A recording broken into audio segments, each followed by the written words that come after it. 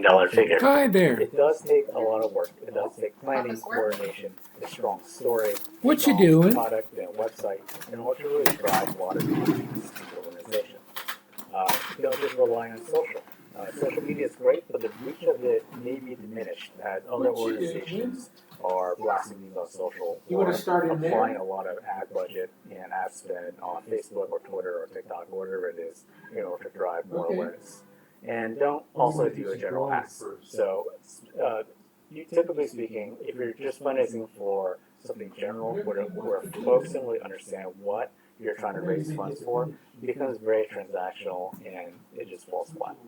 What you must do is set clear goals, focus on the why, and really just tell these inspiring stories to really drive people to pay attention to you in order to evoke some type of emotional response and some type of action. So make it community driven. So fundraising really looks like this on the left hand side, where the old way is kind of spray and pray mentality. This let's just throw it out there and hope for the best. And sometimes you'll succeed, sometimes you won't.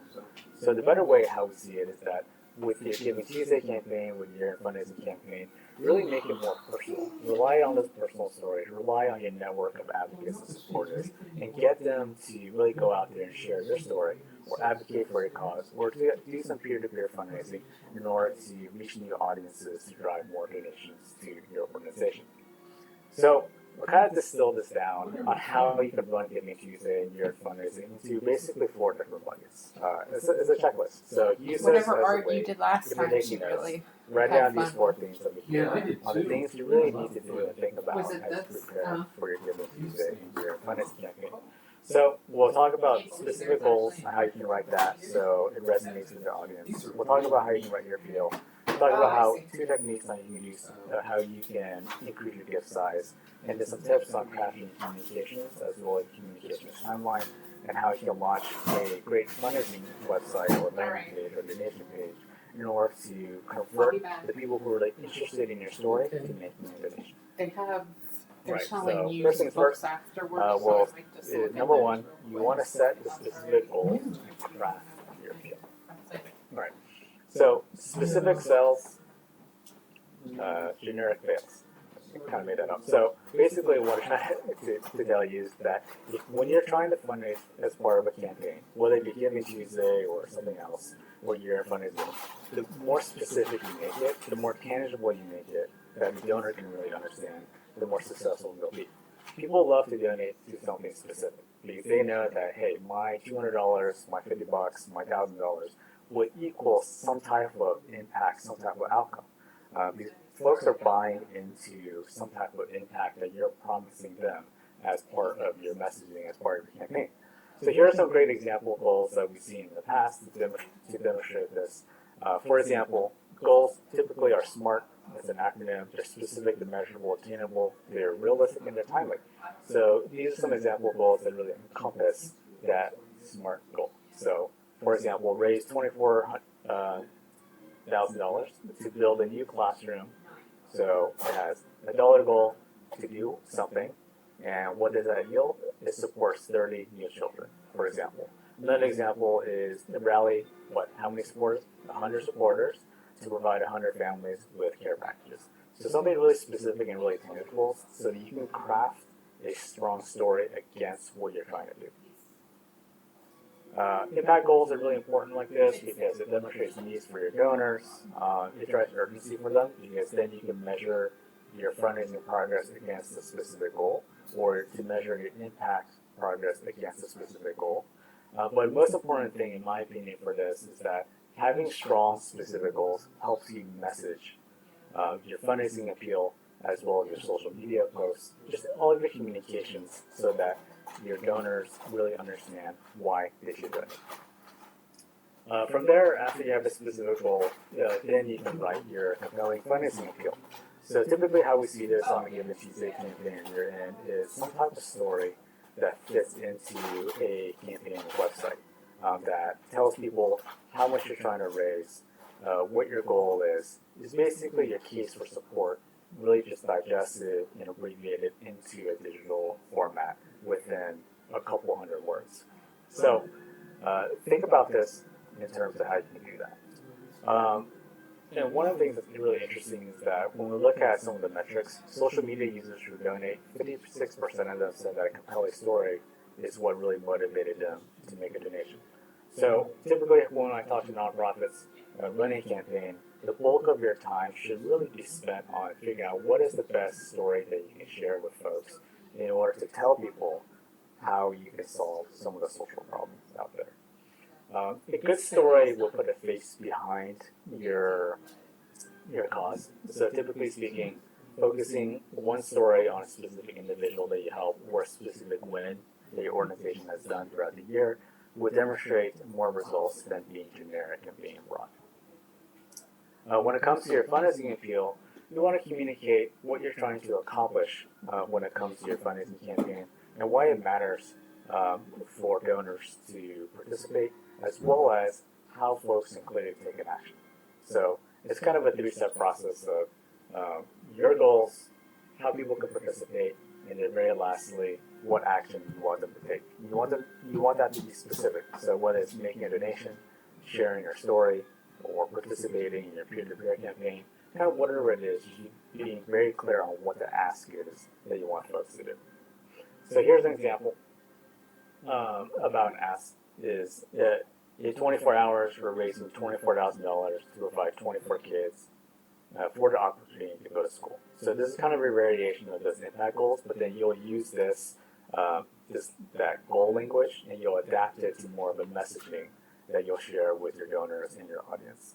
Another example is to take a stand with us and to donate $24 or $240 a day.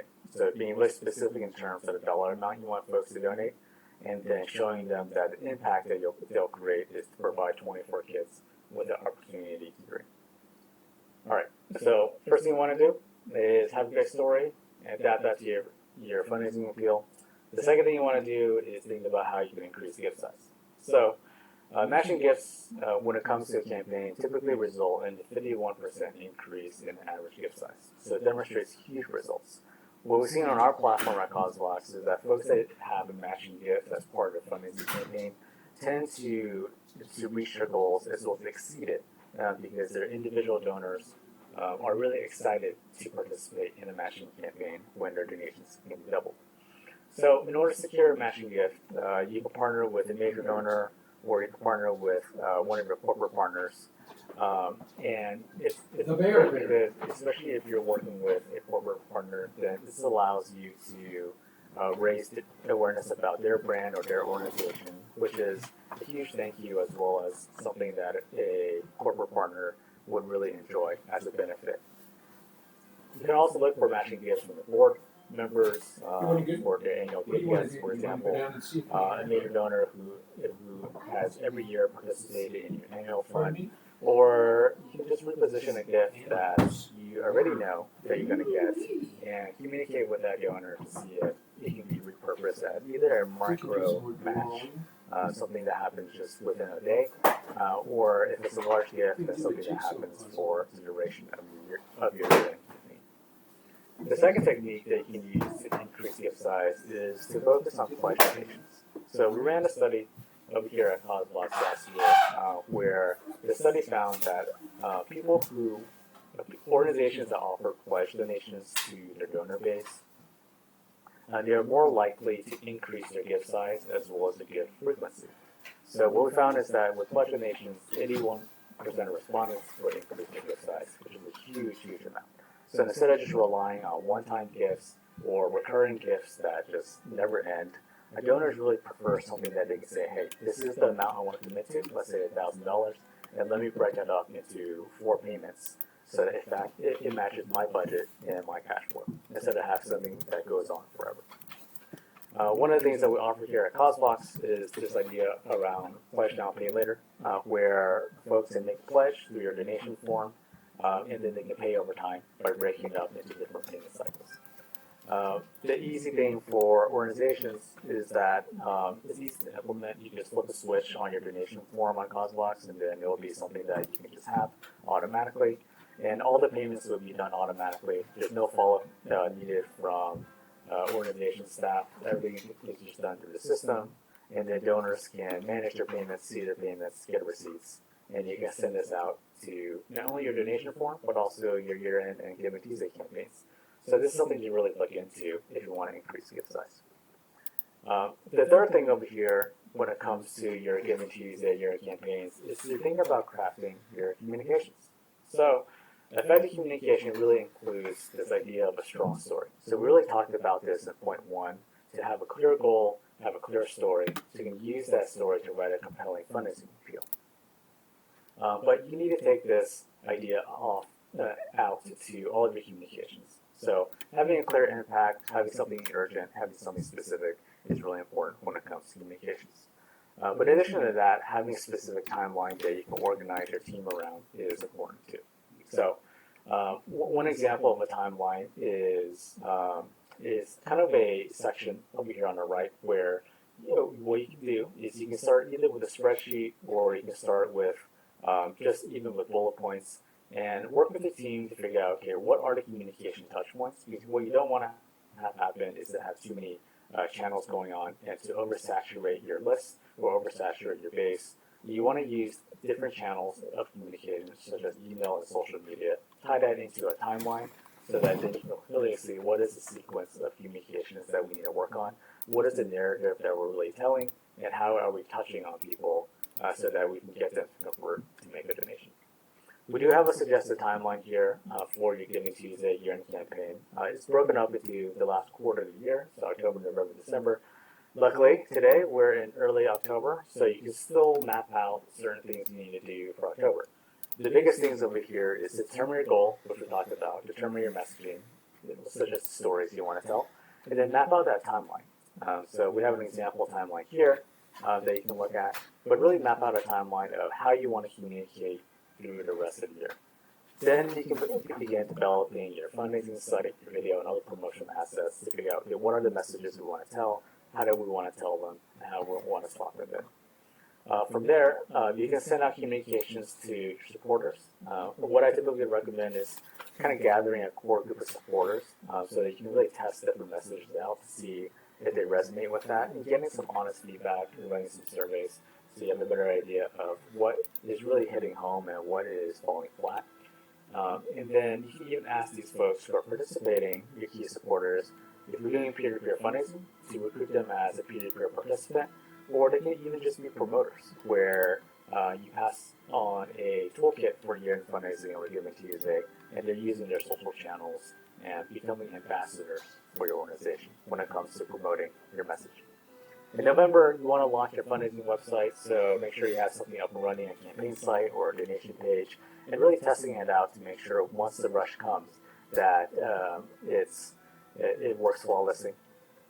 You want to begin rallying your fundraisers and partners together as well, informing them that you're running a big Giving Tuesday campaign or running something for year-end fundraising, and then begin to promote heavily 1 week ahead of July 29th. So put on your calendar, November 29th. So put on your calendar November 22nd as part of your heavy promotions so you can begin rallying your base around that. In December, how you can tie this in is after your Giving Tuesday campaign, you can send out messages to really celebrate the impact of what folks have accomplished, showcase that to your supporters, and then tie that into additional fundraising appeals towards the year end to continue reaching your goals. One of the things we see in our cause box that folks do a lot is that the Giving Tuesday goal, a Giving Tuesday fundraising website, and then to repurpose it for year end, they'll remove some of the Giving Tuesday logos to update the fundraising appeal, and they'll increase their fundraising thermometer by their year fundraising goal in order to just carry that into year end.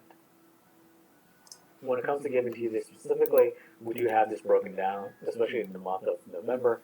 November 1st, you want to launch your Giving Tuesday campaign or your Giving Tuesday fundraising site or a campaign giving page.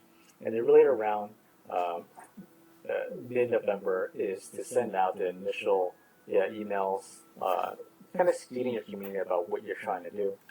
November 20th, you can send an email of appreciation and thanks to community about what's going to come up next. So it is always helpful to appreciate folks for opening your emails as well as taking action and getting them ready.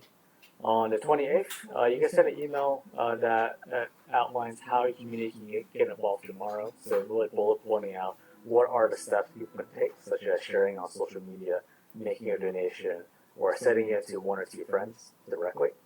So you can add that in. On the day of Giving Tuesday, November 29th, you want to send out an email outlining your appeal, and then you can promote throughout the day. And then at the end of the day, you can send a follow-up email if you're, to thank folks for making a donation, or to do one additional push in the evening. And late in the evening, you can send a follow-up email to those who haven't supported the campaign yet, asking them for one last ask as a retargeting campaign. And then the day after, you can send a thank you to your base. So we have this in the slides. So you can take a closer look at it. We will be sending the slides out after our webinar today, so you can take a deeper dive into the specifics here. Creating campaign assets is also very important too. So you have your goal, your fundraising appeal, your timeline, all your communications. You have all this planning done. What you can also take a look at is then drafting some of your social posts, your email messages, your fundraising site. A lot of this can be repurposed. So it doesn't mean you have to create a new content for your fundraising site, the new content for your social media posts, and new content for emails. What you can do is you can take elements out, repurpose it, abbreviate it, shorten it for social, for example, or you can lengthen it for email. So it's really creating one message and then taking different angles on that. Another part that folks ask a lot about is their fundraising video. Now, what kind of video they should have? If they should have one. We don't see that a video is absolutely necessary. If you have the time to create a fundraising video, then do that. If you don't have the resources or don't have the time, you really focus more on the message and the words on the page. Because a compelling story doesn't really matter how it's delivered. The story will be compelling if it's compelling, and people will read it and click on it and make a donation if it's compelling. So make sure it's compelling first. If you have the time, focus on the video. Email promotions is one of the most important things. We believe that email promotion is actually more important than social promotion, because email promotion gets more reach from a list that people have explicitly opted in from. So we do have a guide and templates on how you can write different emails. You basically just copy and paste a lot of the emails into your newsletter system, and then you can send it out. So take a look here. We do have a link here. Jenna will share it in the chat so you can just download these free email templates. Right. Number 4, you want to launch your fundraising website. So fundraising website is actually one of the most important things. A lot of folks, when it comes to Giving Tuesday, they do this hard work of creating a great message, finding the story, creating all these assets, and then what they're directing folks to is just a generic donation page that they use throughout the year. The problem with this is that it's not really measurable. You don't really know, based on all this work you're doing, if all that work is leading to some results, or if folks are just going to your website and making a donation because it's year end. So one of the things you want to measure is either spinning up a special donation page for all your efforts, or using a campaign site that's more compelling that can include a video or images, or include a strong story and fundraising monitor to really encourage folks to make a donation. A dedicated page always works better because then you can tailor your story instead of having to direct folks to your website where they have to figure out where to donate. So we recommend having a campaign site, and that's one thing that CauseVox can offer. You can create campaign sites on our platform without an IT person, and it's just out of the box. The other thing that I wanted to encourage folks to look into is this idea around peer-to-peer fundraising. So typically peer-to-peer fundraising is a way for participants to create personal pages so that they can share this with their friends and family. This will really help you cut through the noise of Giving Tuesday when other folks are just posting on social, other organizations. Having a personal story from someone who supports you throughout the year is a lot more powerful than having a story that comes from the fundraising staff that wrote it. We typically see organizations that use peer-to-peer fundraising on our platform raise twice as much as organizations that just rely on a donation form. So, looking at peer-to-peer fundraising would be a great way to tell your story in a different way, as well as it help increase the amount of donations you get through your Giving Tuesday and your campaign. Brands have seen a decrease in 20 to 50% on Facebook, for example. So this is another reason why peer-to-peer fundraising is really powerful, because you're using your supporters' personal Facebook actions, so they can post it on their social, so that their friends and family actually see what's going on. When asked, 85% of donors prefer being asked by friends and family versus a direct ask from an organization. So if you've been doing a lot of work in terms of cultivating community or engaging with donors, using peer-to-peer fundraising would be an easy way to convert a lot of new donors to your organization or your end. All right. So I think that's it for some of the best practices. I think now we can move on to our life critique. So today we went over the importance of Giving Tuesday in your fundraising. We went over some of the checklists of the 4 things you want to take a look at. My personal view on this is to have a compelling story, something that can really help you create the messages that resonate with your audiences, and then having a great fundraising website and a compelling peer-to-peer page to drive more donations to your fundraising. All right, Jenna, let's do the Stare live at the critique. center of the flower, All right. For 15 seconds. Share my screen real quick. then stare at the black dot on the right, the be on your right. What do you see? Okay, so stare at that for 15 seconds. Oh, you want me to try?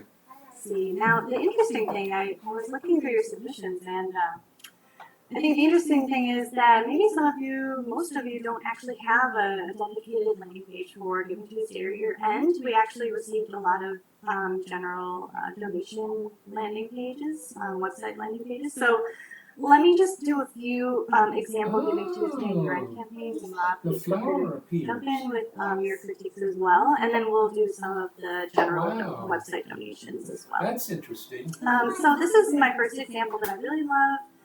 Fibers Children Foundation I know does this. a Giving Tuesday campaign on CauseVox every year, and I love how they put the Giving Tuesday logo right in their header. They really customize this very nicely. It's very aesthetically appealing and captivating, and You know such what the with their answer hex is? colors and their highlighted donation button. I do like that they They're all the are same. really speaking is no- to the specifics, as Rob said. So what specifically does Another my trick of the donation do? What does my $50 do? And so they're very specific in the type of programming that the donation provides. What's So I that chose one? this. What do you do with that one? I chose this campaign for the specifics of their mission. I think maybe something that could be improved if they were looking to optimize Oh.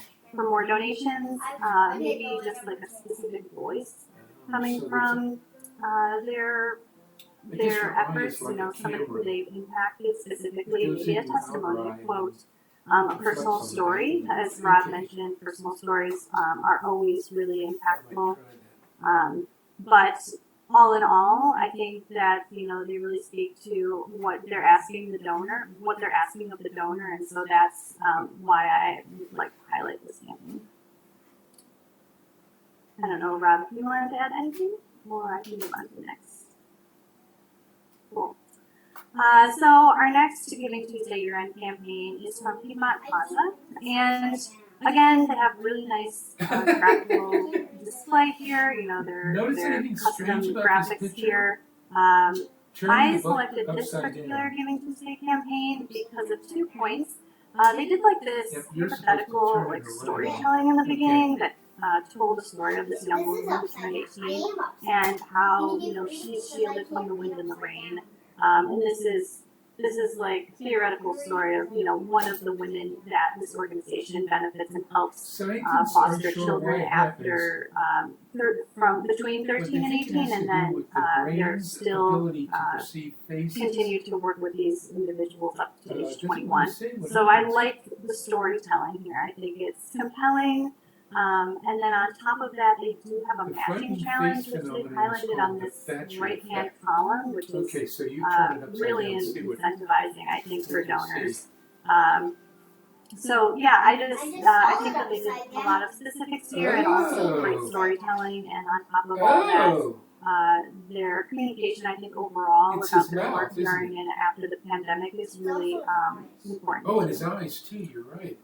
They've also used peer-to-peer here, so I just wanted to point out the ease of use here for peer-to-peer It and says fundraising scientists don't pages. really They know. did this custom graphic personal profile image and then defaulted I the don't text either. here so that all of their personal pages could be drafted with the Here, you same can try language, this and then and that each one. individual fundraiser can personalize that detail as well as their funding goal. No, you don't want to do that. Okay.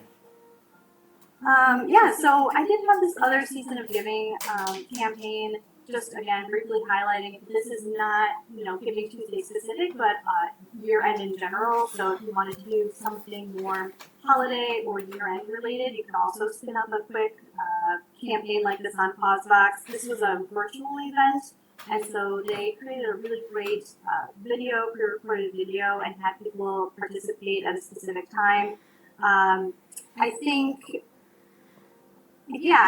that, again, I would have liked to see a little bit more storytelling and specifics about how a donor's funds would be used, but they did some general information here, how much they've been able to assist people monthly, and I think overall just a really great campaign, as well as using peer-to-peer on top of this to allow for their table captains to be virtual table captains and really get people motivated that way. I did mention that a lot of you submitted your general website donation form, which is great. We can definitely go through that here today. And we did a similar live critique on text before, so Robin and I are gonna get to work here. We have our first critique submission from Fort Ritchie Community Center. Thank you for submitting, by the way, everyone who submitted. So what I really like about this donation landing page is, first of all, your donation form is very visible. So the donate button is very visible. It's highlighted in a different color from the rest of your CTAs at the top. And then when you click on this button, you land here, which is nice. Really some standard information about your organization. Explaining what your donation does when a donor donates, and then the form is found a little bit lower on the page, which I think ideally maybe if it was bumped up at the top, more at the top of the page would be a little nicer. Just have it right away in your donor's view, but the donation form is embedded, which is a plus. Really love embedded forms versus linked forms. I think that this is right off the bat setting you up for success. And then we have some different giving tier options.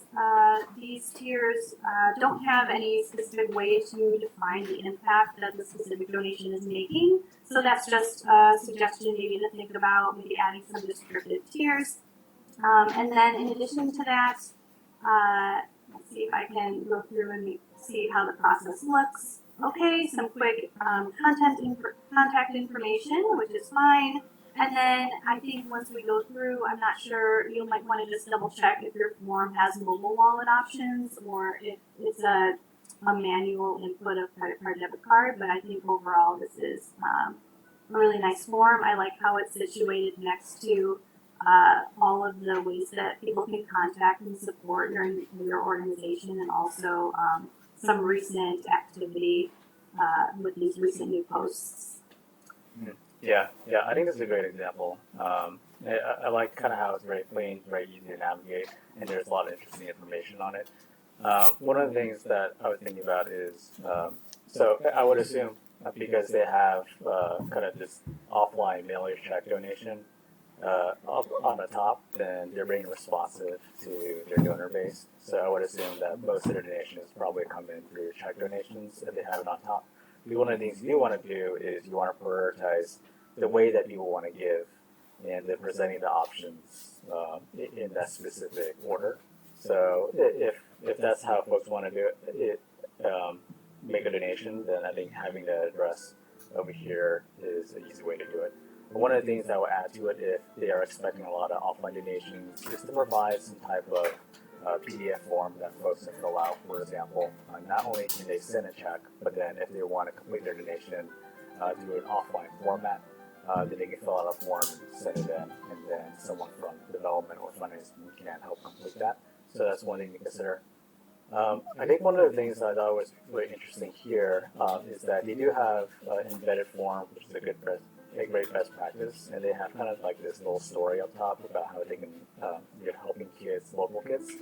So it's kind of like a continuing of this first statement on their donate, but I think I would love to see that built out a little bit more about, okay, well, we're helping the community, we're helping kids, but what does that really mean? What is our impact so far?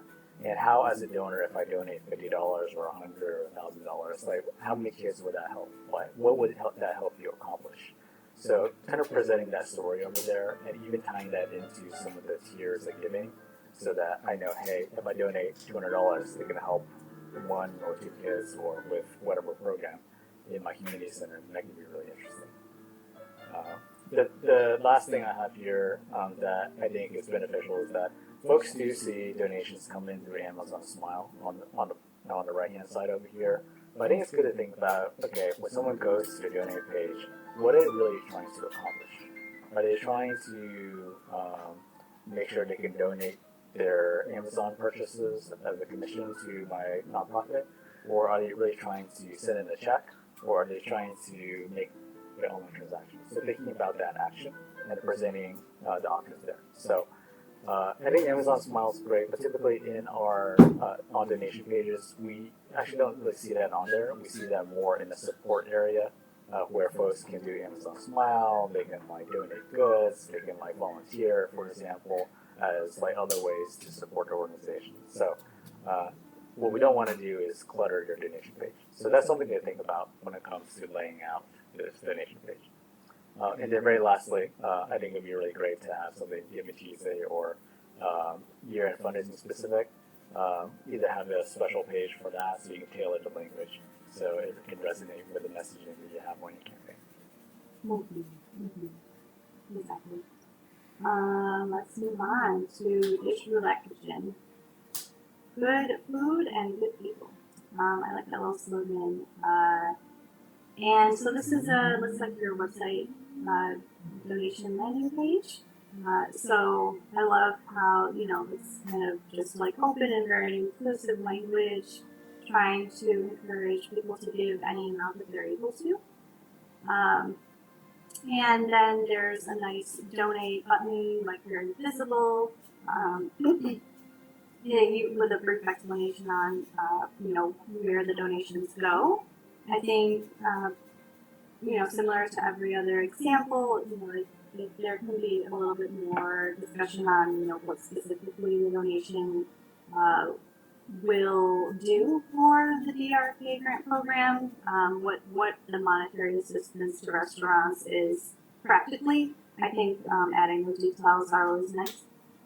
And then if I select the donation button here, let's see where I am. I have lots of windows open on my screen. So I see a donation form. But it looks like I have to add my email in order to continue to steps 2, 3, and 4 to process the donation, which, if I don't already have an account, then, or if I don't want to add my email to say I guess I can just, let's see. Oh, it lets me go through it pretty easily, okay. But it looks like you do have an option for sign-in, but this looks great. Your contribution, so the $15, great. It tells us how much hours of labor for each restaurant, or for a restaurant for each tier. I like that a lot. And then let's see with the payment information. We have credit card input, pretty standard. I think the only thing I might change here is just including some mobile wallets. I think also, I'm not sure if this is more of a linked donation form, but if you can actually put the donation form like right on the page here, maybe that would be nice as well. And then again, just adding that additional language around, the kind of impact that you've already made, and again, those specifics that you added in the tier descriptions would be nice on the landing page too. don't know, Rob, if you have any other suggestions. No, I think you hit on a lot of them. So I think this is a great start for a donation page. I like how it's clear in terms of visually. It's with the green. You see the green against the white. And you don't have to hunt for it. So I think that's great. But I think your suggestions that you made would be impactful and driving more donations. I think the only thing that I saw that was a little off was when on the donation form, it said the RK 1K grant. So that might be a little bit confusing to donors if they don't know what that title is. Because typically donors will look at, okay, well, what am I donating to? So I think maybe what happened here is that 1K grant was something specific, or maybe it was a campaign they're running. So if you're doing this same method for year-end fundraising, then I recommend just changing the title so it's clear. Or if you can, you spin up a different donation form or a different donation page to drive donations for those fundraising initiatives, so that it doesn't get confusing for donors. Great point there. Great. We've got St. John's United next, and I believe this is also a general landing page for donations. I love, this top language here. You're giving hope, dignity, and love locally. Love that. Love the image. Love the really bright, vibrant colors for your donate button. Some more information about the organization is really nice. Some incentives for when you join the society as members. So there's some membership information, which is nice, and then general campaign activity. I think, when I come here, I guess I just wasn't exactly sure, if this is connected to a larger campaign, or if this is a campaign landing page, and then if I donate, let's see. Yeah, so it looks like it's another type of linked donation. This is maybe not your direct website, but I like the form. I like the graphics and the title here.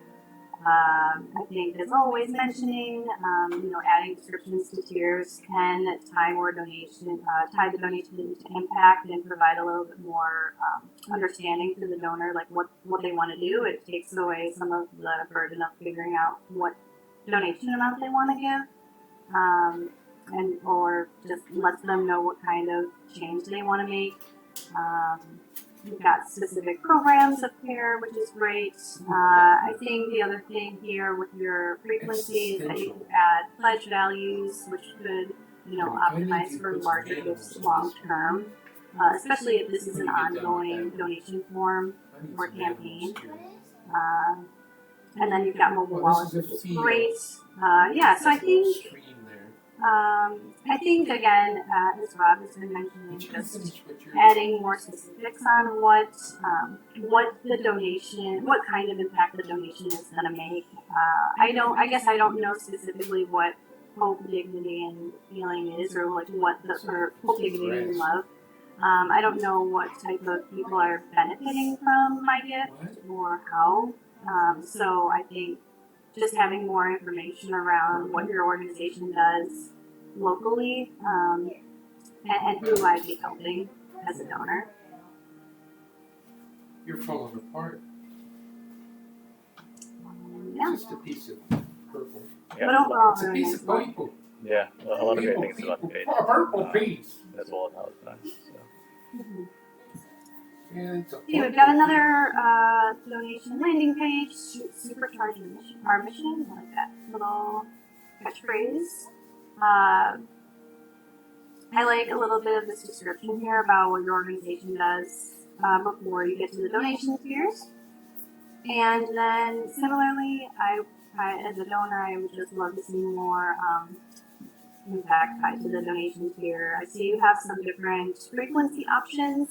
If you want, I would definitely consider the pledge now, pay later option to help a donor commit to a specific amount long term instead of something sort of without an end in mind. And then, of course, always be sure to add mobile wallets if you're able to, so that the donor can use their safe payment method quickly. for a faster transaction. I'm not sure if this is exactly connected to a website or if this is just a standalone landing page here. But pretty simple, very straightforward. I mean, I like the efficiency of it. I think maybe we have time for one more, then we can shift over to questions. Okay, cool. So we've got Voice Buffalo. Shout out to upstate New York, Uncle Syracuse. But yeah, cool. This is great.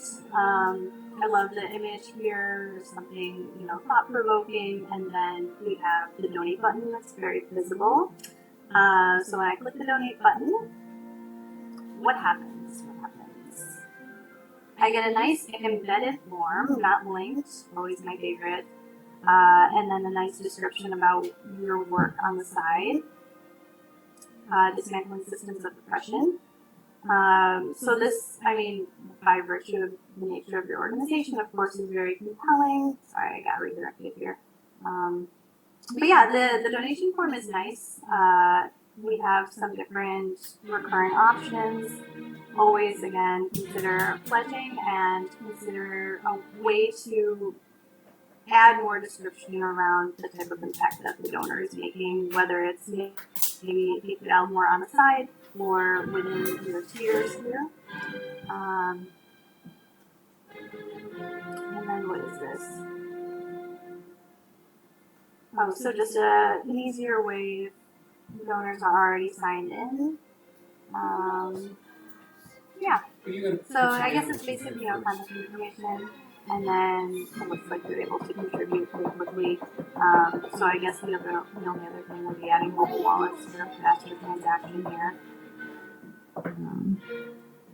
Yeah, I think we've seen a lot of great examples of forms. I think the one thing when we think about like Giving Tuesday and year-end fundraising is, I think there's a couple different approaches that people can take. They can either customize their existing donation page so it has more compelling language about whatever message they're trying to tell for the campaign. So that's one way to do it. And then adjusting some of the donation tiers that folks have in order to match the story they're trying to tell. So I think that's one way to do it.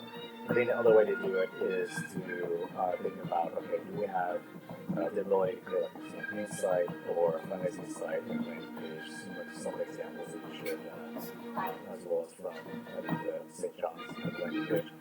So being able to tell a more compelling story, having something more visual, that's specific to the campaign being run.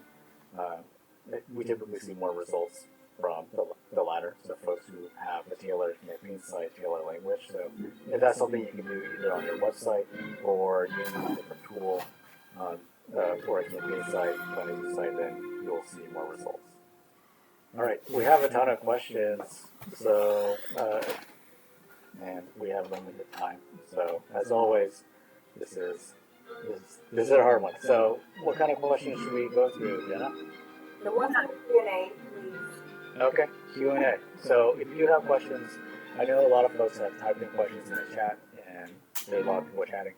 So if you do have something, a question, then please put it into the Q&A, and then we'll try to run through this as fast as possible. All right. So Justin asks, when it comes to securing gifts for major donors for matching, is it a best practice to establish a contract or more of a gentleman's agreement? Okay, so this is interesting because we've been working a lot, well, I've been working a lot in my headspace with major gifts, and basically there's two ways to do it. Some organizations say, hey, we don't want to do a gift agreement when it comes to major gifts, we just want to have an email confirmation. Just a documented trail of conversation through email, for example, where they can produce to the donor at a later point to keep track of, hey, like you committed, so you should pay. It's really up to you. Typically speaking, if you're trying to get financing for a capital campaign, you want to get some type of signed pledge form or a signed gift agreement with a PDF, e-signature, or signature with the amounts clearly laid out. If you're doing more of an annual fund, or if you're doing something that doesn't require a third-party financing like from a bank to build a building, then you can probably get away with more of a gentleman's agreement, something documented through email email or screenshot of text messages or summary of phone call. It isn't really the best way to do it. Having something more documented in the paper form, like a form, is typically best. But sometimes organizations don't want to do that because their donors are turned off by that. There's no general rule. Another question I have is from Susan. She's asking, I've seen other webinars suggest that you share the progress to the Given Tuesday goal. I 100% agree with this because people want to see how much you're trying to raise, what is your goal, and how much towards your goal are you. There's an effect where people want to see that fundraising barometer because you're 50% there or you're like 5% there, and they want to just make that additional contribution to get to the next milestone. So I agree that when you're running a Given Tuesday campaign or even a year-end, have a progress goal, have a fundraising thermometer. One of our campaign sites on CauseVox has built in a fundraising thermometer. We also do have a free resource. It's called the fundraising thermometer. I think you can search fundraising thermometer with either 1 or 2 on Google, where you can just input your goal and then there'll be a fundraising thermometer that you can just copy and paste into your email or whatever you're using. So definitely use a fundraising goal. The Bosque Museum, you guys are in Texas, so I like you. But would you suggest going to matching partners with the ask of a gift or a pledge? Yes. So 100%. Using matching gifts as a way for a campaign is, especially for folks who can donate larger amounts, like your partner, like corporate partners or major donors, is a great way to increase some of the smaller value donors, gift size donors, so that they are incentivized to make a donation because it increases their donation amount. So definitely go with that. Kay is asking, how do you embed a donation form in your website? So this is a complicated question, Kay. There are a couple of ways to do it. Typically speaking, you can either embed that form directly on a page on your website, or you can just link to a separate page. Whoever's providing your donation form, your donation page, or whatever software you're using, whether it's your CRM or something like CauseVox, where we help you create donation pages and forms, you want to look at the settings of your donation form, and typically there's an option for you to copy and paste a piece of code into your website so that that form just displays on your website itself. At CauseVox, during the setup period, there is a section related to embeds on our platform where you can just copy and paste some code of your form into your website, and it will display on your organization page.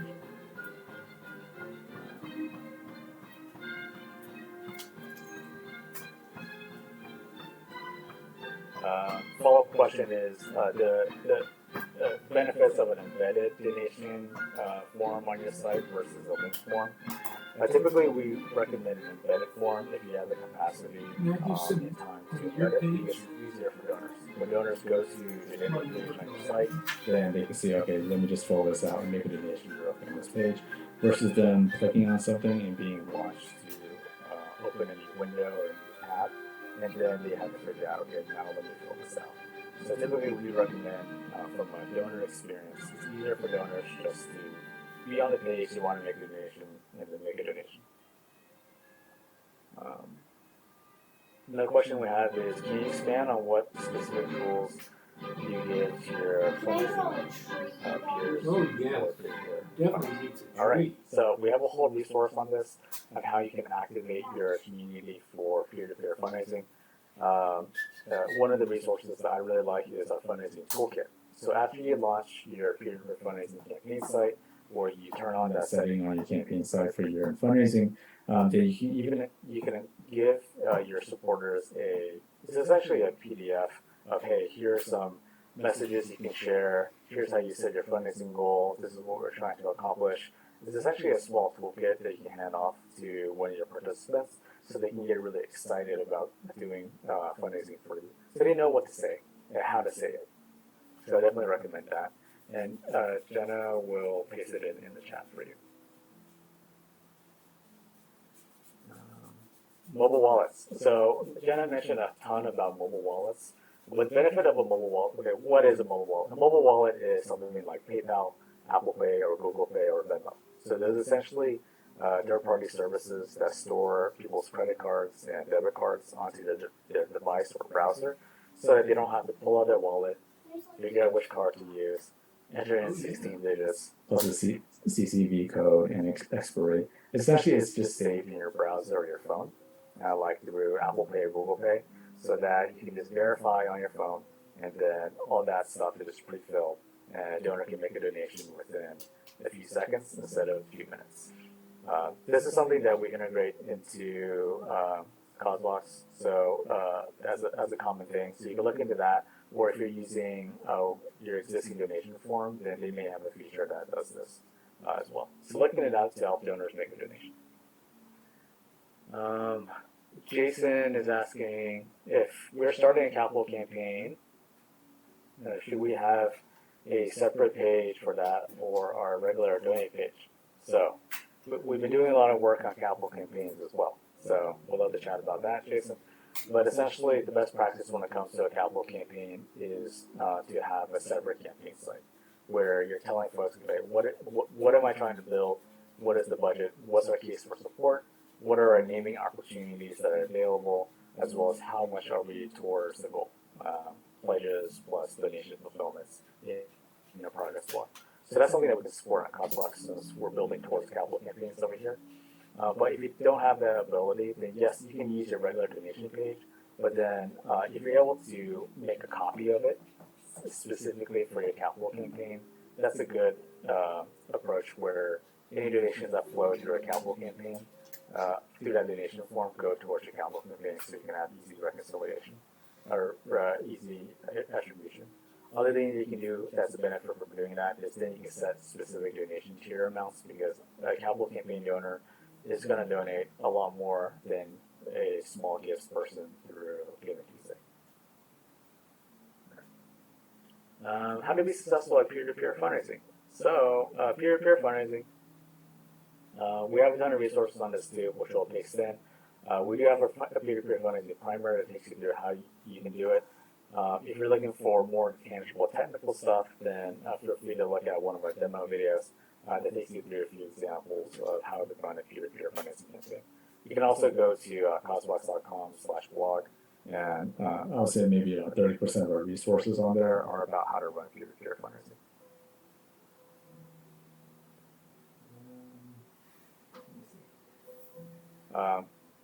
We have a few other questions on peer-to-peer, so let me just expand on that for another minute. With peer-to-peer fundraising, it basically allows your supporters to create their own personal pages. I don't know if you remember in the really beginning of our presentation, I talked about how it's not about the organization just blasting their message out to their audience. It's really about how you can empower other folks to share your story. So one of the ways to do that is to give your supporters, whether they be volunteers, board members, or just people that are donors, to be able to create their own personal page. So they can have their photo, their name, as well as a personal story. And they can use that page and share it with their friends. They'll have their own fundraising goal, fundraising thermometer, and people will be donating to their page, which will get attributed to your organization's campaign. So that's one way of running peer-to-peer fundraising. And it's very powerful. Traditionally, you see peer-to-peer fundraising being used for runs, walks, races, virtual events, things like that. But you can also tie that functionality into a Giving Tuesday campaign or a year-end campaign. Let's see. Well, more questions. So let's see. We'll take about 5 more minutes. Okay, great. Suggestions for finding a corporate sponsor or matching gift for Giving Tuesday?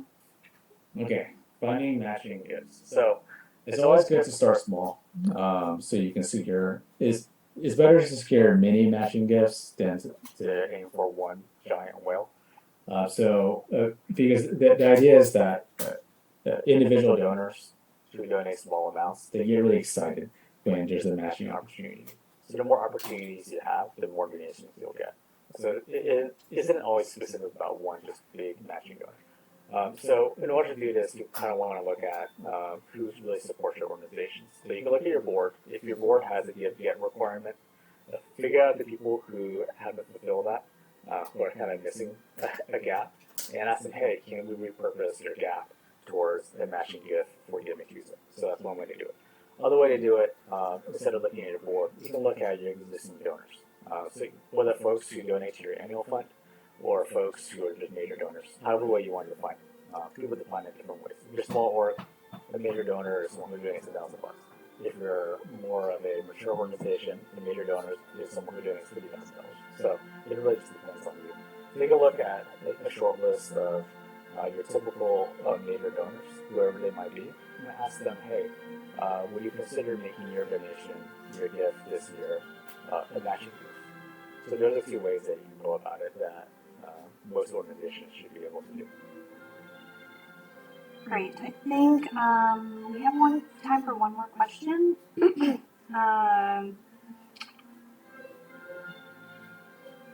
Let's see. We have one from Andrew. How do you best get sustaining G&A donations? General and administrative donations. That one's hard, to be honest, because most small donors just want to donate to programs and not to G&A. So typically speaking, we recommend that if you're looking for G&A donations, start up an annual fund, a type of campaign that's run throughout the year, where the donors know that they're donating to general unrestricted. Another way to do it is you can build in G&A into some type of program budget. I think a lot of organizations don't do a good enough job of doing this, where they think programs are programs, and programs will run themselves without any type of overhead. So when you're doing a costing, when you're doing your budget for any type of project or program or initiative, campaign, whatever it is, you got to build in your G&A overhead. Otherwise, that's not the true cost of funding a program. If you're able to do that when it comes to your costing and budgeting, then when you're raising funds for the campaign, a portion of it will go towards running whatever needs to be run. So those are some of the things I recommend. It looks like we're about time. We do have, if you did submit, just in summary, so all the slides will be sent to you by Rita or by TechSoup, so you have that. Do you have any questions on Giving Tuesday, year-end fundraising, donation form? I know we didn't get to all these questions, and I always hate this part of webinars where we can't get to a lot of these questions. Feel free to reach out to us. You can go to our website, causevox.com, and we'll paste it into the chat, or you can contact us, support@causevox.com. You can arrange a one-on-one time to chat with you. Or you can check out some of the resources that we have. We have a ton of templates, a ton of guides. We spent 14 years developing a lot of great education. So you can go to causevox.com/blog. You can subscribe to our blog. We have a weekly newsletter that goes out with 5 fundraising resources. A lot of the stuff that we're pumping out and sending out for the rest of the year revolves around Giving Tuesday, Giving planning guides, year-end fundraising, major gifts, as well as capital campaigns. And my last ask is that I'm looking to chat with a lot of folks who either have experience doing major gifts or looking to do a capital campaign, since we're developing additional tooling over there. So just for research purposes, if you want to chat with me, then I'd love to get in contact with you. You can chat with me at rob@causevox.com.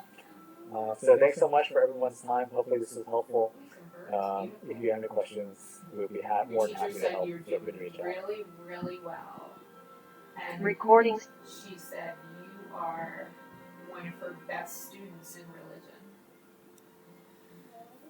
Yeah, she said you're very reverent and you know all the prayers. Well, I'm still learning. Still learning. Good, you can help Are you us. proud of that? You should be very proud of that.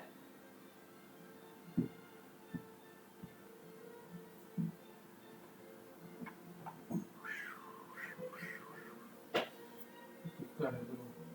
No. Oh, Jesus is hungry tonight. What? What? Jesus is pretty skinny. Hey! I can't say that. I don't mean it in a mean way. I'm just, He was sort of whipped around and beat up. I have one in my bedroom. Oh, do you? Right beside me. And mine is also gold.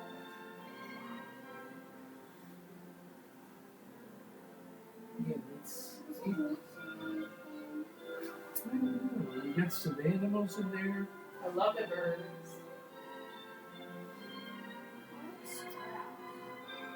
You didn't get a squirrel in there yet? Okay. There's a lot of squirrels around this place. And deer, too. I saw deer the other day. Here.